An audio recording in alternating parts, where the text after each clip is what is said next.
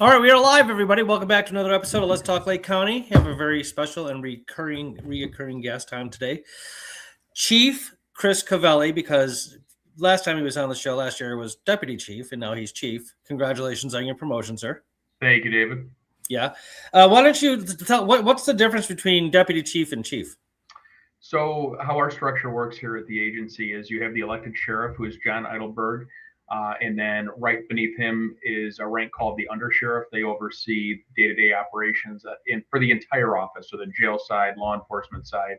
And then there's two chiefs. There's a chief of corrections who oversees jail operations, and a chief of law enforcement that oversees the other side of the house. So then from there, we have deputy chiefs. We have two deputy chiefs in corrections, and then three deputy chiefs on the law enforcement side.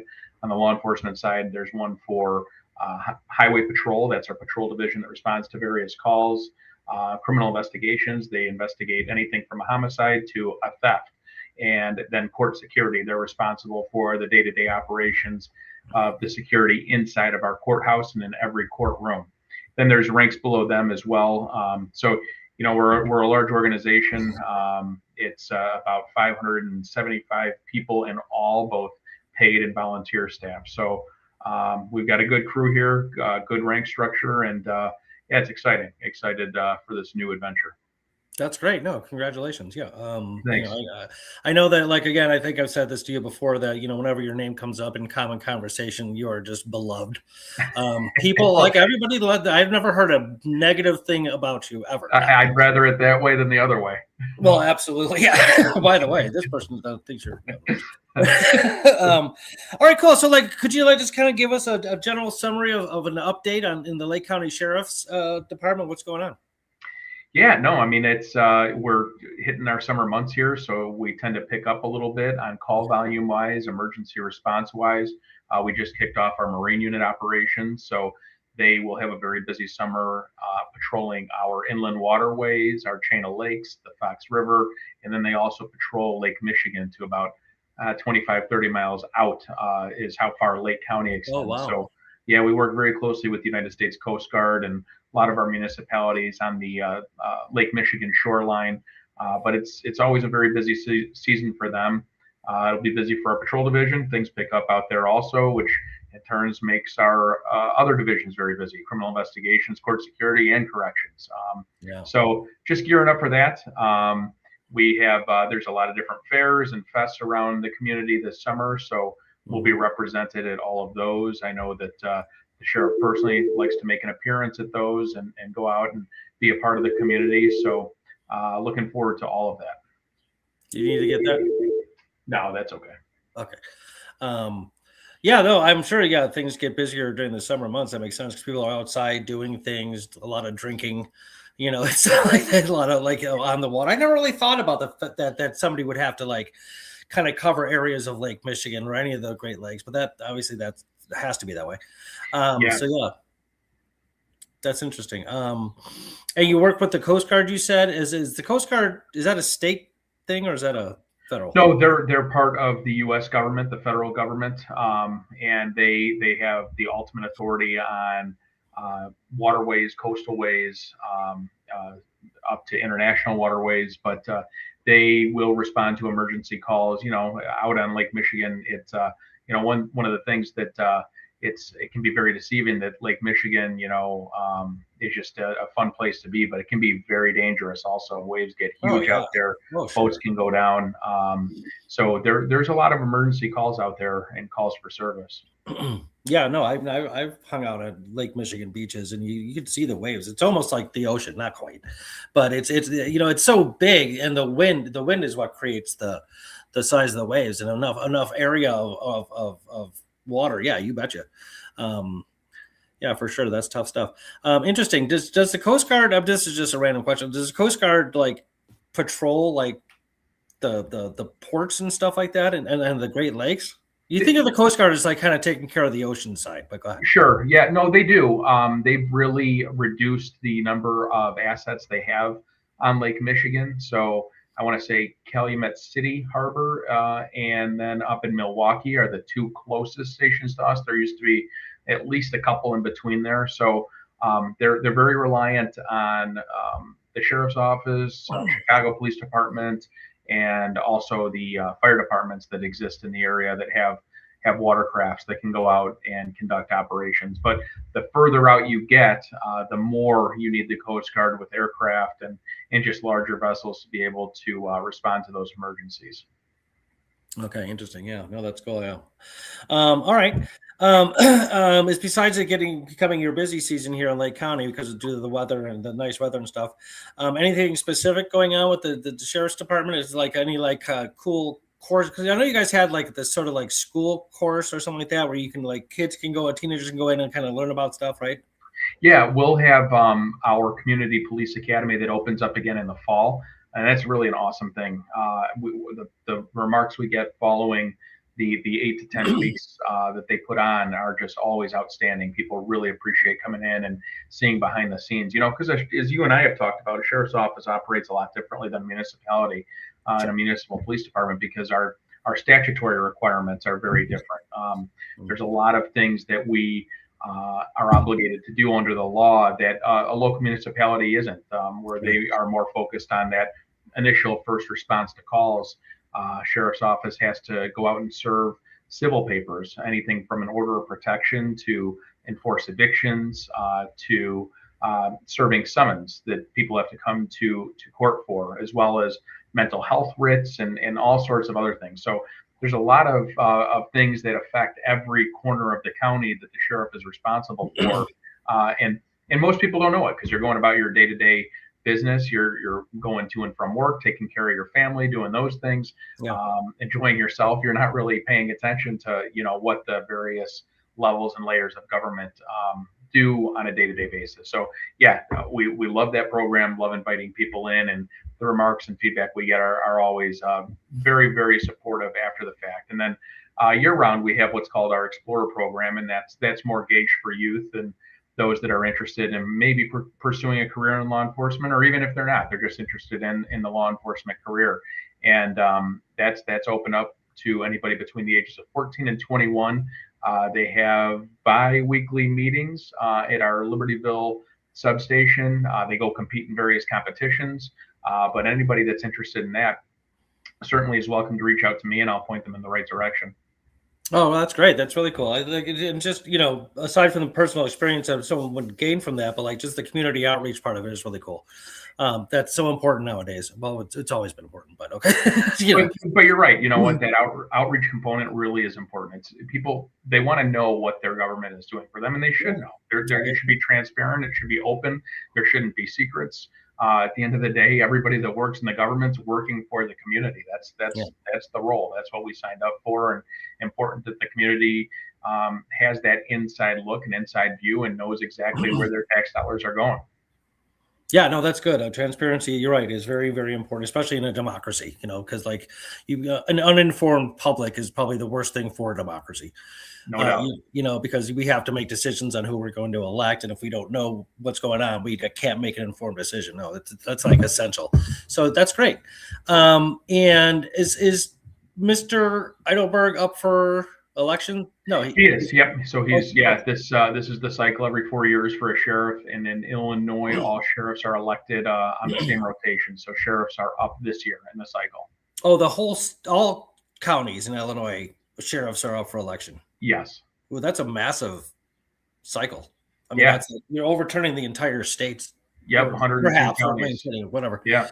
Wow, that's is that on purpose? You know what? I honestly don't know. Okay. I don't know. Okay, interesting. Very well. Yeah, I wish him well. I think this. I hear a lot of positive things about. I've never heard about negative thing about John either. John, I don't think we're best buddies or something. Sheriff Eidelberg.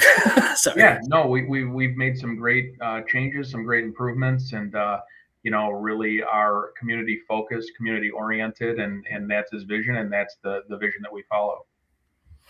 Okay, very cool. And I'm assuming because are police officers still civilians, or are you considered military? No, not military. You're sworn. You swear an oath, and that stays on file. And that gives the authority to make arrests and enforce the law. But no, we are civilian law enforcement, not military law enforcement. I see. Okay, cool. Interesting. Uh, I always want to ask you about this just because there's so many. It's such a big deal nowadays. Yeah. Any recent happenings with auditors? Oh, always. Yeah. Um, one of the things, 10, 15, 20 years ago, it would have been unheard of. And, Right. Right. law enforcement may have responded differently back then. Currently, we're very clear and up to speed that in a public space, a public building, the area for the public that people can record. It certainly gives an uneasy feeling to those Sure. that are not used to that, visitors and things of that nature. Um, Right. you know, so in that aspect, you can empathize with somebody that is uncomfortable being recorded or being filmed, even though they are in a public place. And sure, there's security cameras anywhere you go. It's always a little different when you have somebody standing with a cell phone and engaging with you, and that's being audio and video recorded. So people do get uneasy about it. As government employees, we realize though that we're subject to recording while we're doing our job and we're in public areas. Now, the one area that is an exception, and sometimes there's some debate between law enforcement and First Amendment auditors, is inside a courthouse, and where a chief judge can deem to be what's called environs, which means the areas that are part of the courthouse but might not be in a courtroom. The Illinois Supreme Court gives judges the authority to dictate whether recording is allowed in those areas or not. And sometimes there could be auditors that might feel that they can record in those areas when they cannot. The judge has made that ruling, and they're subject to the rules of the court when they're inside a courthouse. So public spaces, although the public can gather there, they can be more. The judges can be more restrictive, and there's been some not contentious conversations, but some disagreements, I would say, in that aspect. But That's very nice. yes, we're auditors. They come to our office quite often, quite frequently, or public buildings in the county. And I would say that most law enforcement's pretty keen on their rights and what they're allowed to do. Are the auditors in general, you don't have to name names, but are they polite towards you, even though they're kind of being a bit intrusive? There's been both that you can have a conversation with and talk to like any other person, and then there's some that are very it seems like it's pretty clear they're looking for a reaction or looking to maybe amp things up or create some tension between them and who they're interacting with. So I'd say you have both ends of the spectrum that come and do their First Amendment auditing. Interesting. Yeah. No, I mean, there's plenty of videos out there of these guys, and some of them it seems like they're sincere. Though, like they're just trying to again transparency and just kind of holding government people and responsible for their accountable. Sorry, stuff. And then there's the ones who look like they're just trying to pick a fight so they can sue and make money. Yep. I mean, everybody can kind of gauge on their own whether or not which direction they fall in, which of those categories it is. Yeah. So, but you're saying that at Lake County level, you've experienced both. Definitely, yes. Oh wow, yeah. So, and that's it. It's again, it's constitutional right. I get it. And I mean, free speech, freedom of the press. That's important. I get that. But I don't know. Who is really a moral right to be rude? No, I get it. I mean, and that's just it. Is as a society, we need to talk to each other respectfully and treat each other with dignity and respect at all times. And those are philosophies and hallmarks some embrace and others they don't. I mean, it's and in law enforcement you do see both ends of that spectrum all the time. Some it's very easy to have conversations with, and some it can be very difficult and challenging at times. And one of the things we always have to remember in our profession is to keep it professional, keep things conversational, de-escalate. Don't amp things up to a point where that's tough. That's tough to do. If somebody came up and started screaming profanities and obscenities in my face directed towards me, I'm not a cop, so I'd probably just do something that I'm not going to say I would do. But that's tough, Or if I was out with my mother and somebody started insulting her, because they can or whatever, that probably wouldn't go well for them. But yeah, I get it. No, I get it, and I can't disagree with you in the fact that it's morally, is that the right thing to do? Ethically, is that the right thing to do? No, definitely not.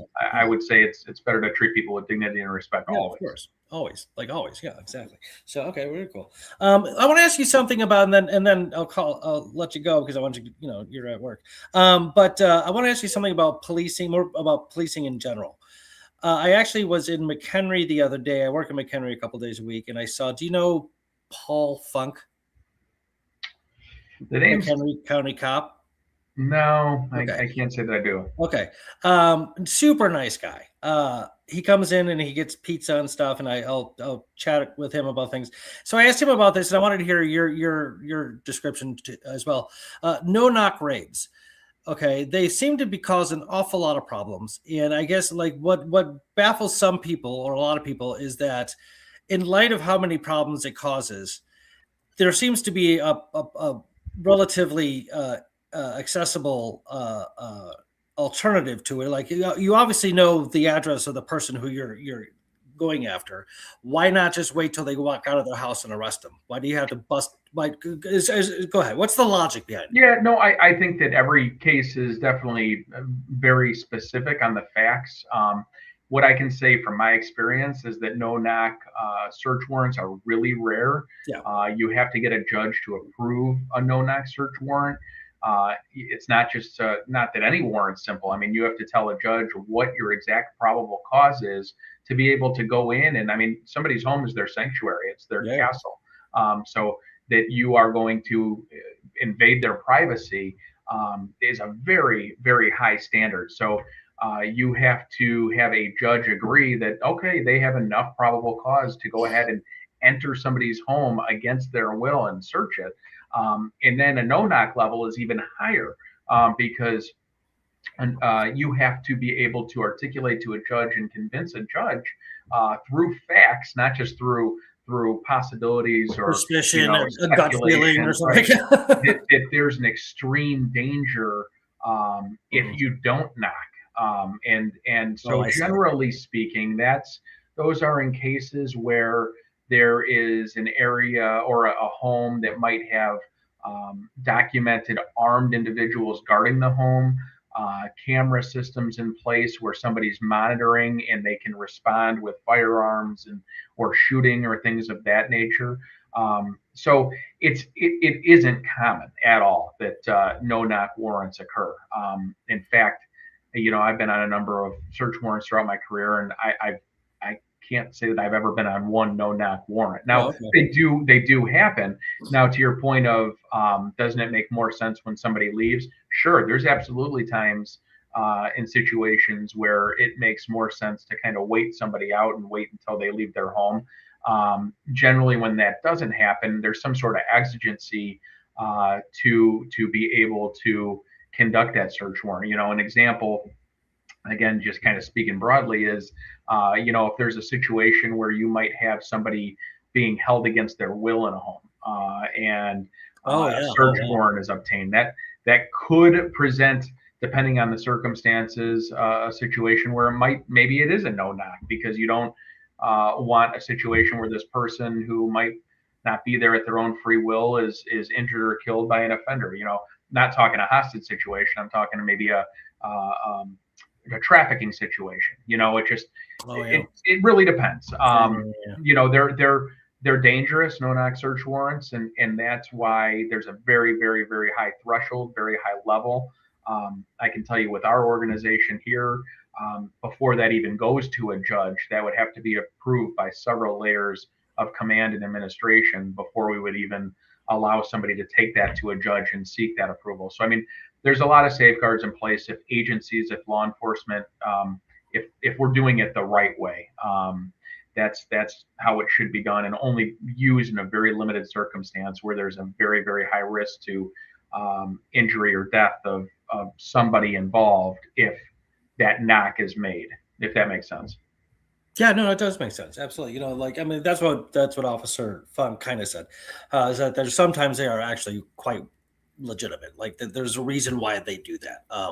Sometimes he didn't say anything about the frequency or infrequency of it, but yeah, no, I understand. Like, getting warrants is tough enough in the first place. Whether and they're talking about the scaling up of standards to the different types of warrants you have to get, and I think it just comes down to a lot of like just sensationalism from social media. And again, you see, like, what was her name, Breonna Taylor in Kentucky or something like that. Was that? Does I have that right?